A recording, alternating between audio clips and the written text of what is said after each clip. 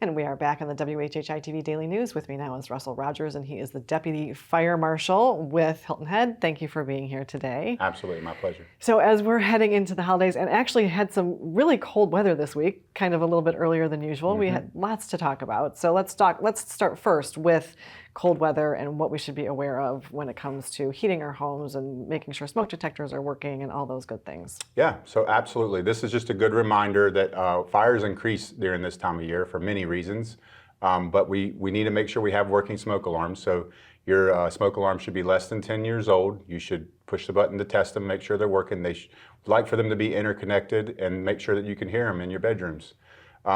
We also take this time to make sure that your home escape plan is correct and up to date because, again, with the increase in fires during this cold weather, we want you to be safe. So that's the best ways to be prepared. Yeah, and so let's talk about heating the house a little bit too, because people might get a little bit creative with space heaters and things like that, and that can really pose a problem. Yeah, absolutely. How you heat your home, not all of us have central heating and air conditioning. I mean, some people even have to use their oven. So we just want to make sure there's clearances around any of your portable heaters, your kerosene heaters. We want to make sure that at least 3 feet from any combustibles, blankets. That's usually the cause of those types of fires, is not having the proper clearances around those heating devices. And then also we need to make sure we're turning them off when we are not near them. Yes, when you're not home, they should definitely be off. You should not be leaving those running while you're gone. Yeah, and so speaking of ovens, you talked about that just a second ago. We're heading into Thanksgiving coming up really quickly, and then obviously the Christmas holidays. So people are going to be frying turkeys, roasting, baking, grilling. So there's all kinds of potential for things to go wrong quickly. Yeah, absolutely. So along with the heating, because of the cold weather, we're going to be spending more time indoors. We're going to be spending time with family. We're going to have, holiday. So #1 day of cooking fires is Thanksgiving Day, because there's a lot of people who are going to be cooking a Thanksgiving meal who don't normally cook on a regular basis. Right. We encourage you to, if you're going to use like a deep fryer, to do that. Make sure you have plenty of clearance outside. Definitely should be done outside, never inside. Right. 20 feet of clearance is what we recommend.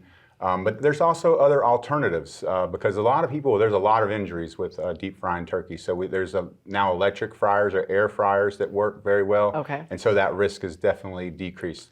Make sure that the oven's going to be doing a lot of work that day. And so we want to make sure that we are attending our cooking. Unattended cooking is like the leading cause of cooking fires in the United States. Okay, and obviously if we have little ones running around as we're cooking, make sure that they stay far out of the way. Can't grab pan handles or things like that. Yep, you can turn your pan handles into the inside so that nobody can grab them, and just keep them basically out of the kitchen is best.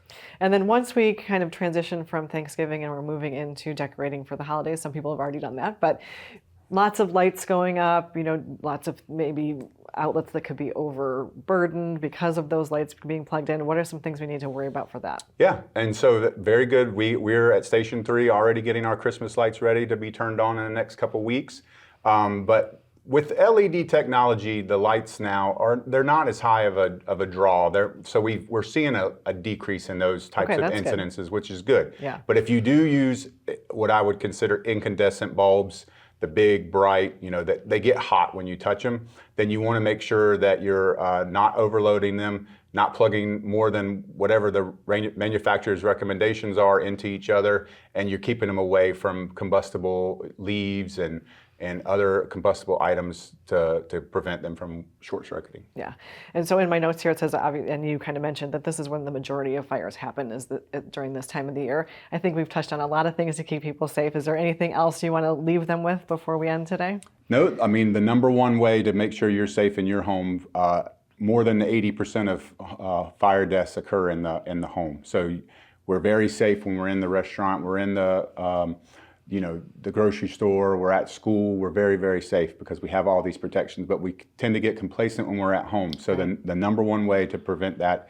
is making sure you have working smoke alarms. And if you are in need and you can't afford them, then you can contact our office and we'll be happy to help provide those for you. Okay, good to know. I didn't know that. Well, thank you, Russell, for being here today. We appreciate it.